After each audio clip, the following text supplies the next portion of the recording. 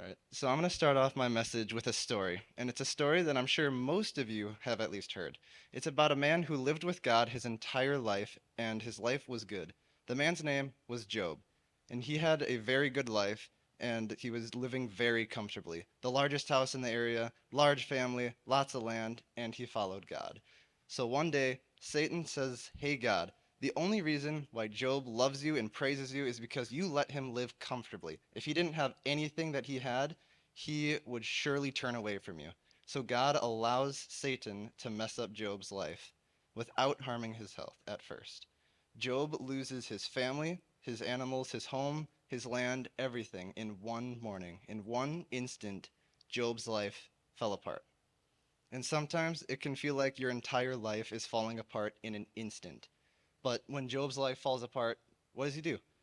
He turns to God and he praises him. He says in verse 21, "Naked I came from my mother's womb, and naked I will depart. The Lord gave, and the Lord has taken away. May the name of the Lord be praised." After Job prays to God, things do not get better immediately. Instead, things get harder. Here's the thing: Jesus promises us troubles.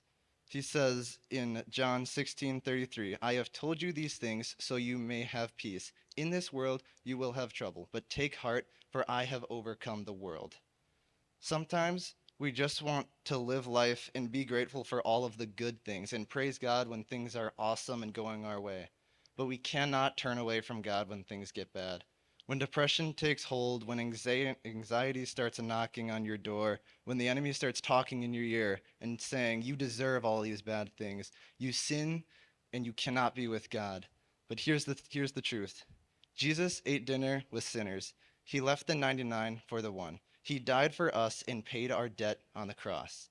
Lean on God always. If there's one thing you can take away from this message, it's to lean on God. So here's something I learned in my life. A new way to look at things is that God gives our pain a purpose.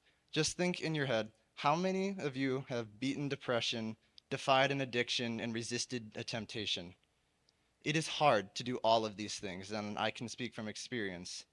It's hard to resist temptation and to defy addiction and to beat depression.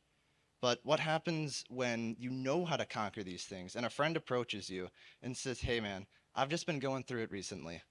And they start telling you everything, and it sounds like the exact same story that you've been walking through. I want to tell you another story. This one's about a family who loved God, and the parents loved their children, and God had given them a good life. But one day, the family's world was shattered in an instant.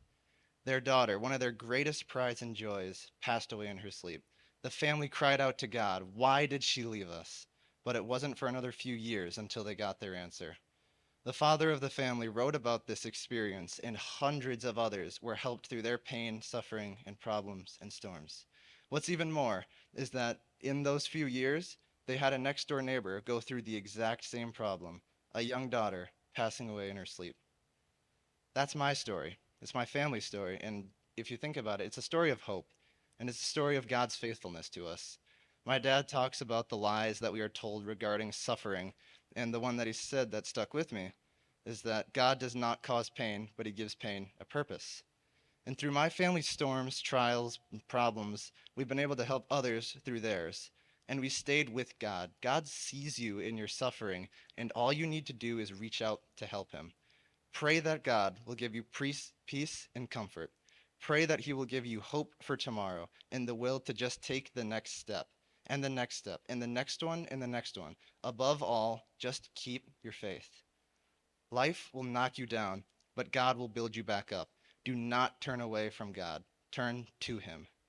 Even though we might want to blame him and question him and run away to find comfort elsewhere, turn to him. Through the good, through the bad, and through the highest and through the low, the best and the worst, I challenge everyone here to thank God when things are good and to turn and ask for help when things are bad. We really may not feel like praying when things get hard, and we may feel inclined to blame God. I know when we lost Peyton, why God was the question we asked. It's a natural thing to want to know why stuff happens. And I'm not saying you can't grieve. In the story of Job, he literally ripped off his clothes and shaved his head because of how sad and filled with emotion he was. but he still turned to God, and God ended up comforting him. He got everything he lost back and more. It took many days of grieving and suffering and pain, but God was there for him and with him. And another thing about suffering is that there will be people around you to help. Just as you cannot push God away from when you are suffering, you cannot push people away either. In the story of Job, three of his friends show up to grieve with him, and they sit in silence for a week with him, just simply being there to support him. Then they try to encourage him, but eventually encouragement turns into blame. My point with mentioning all of this is that people in your life will be there to help you, and it's very important to lean on people, but they cannot be the only thing that you lean on during trouble. You also have God who conquered death, and he is fighting in your corner. The takeaway from everything that I've been talking about is just four simple words: to lean on God always. I encourage everyone here to try this, to see how your problems can be solved with a little help from God.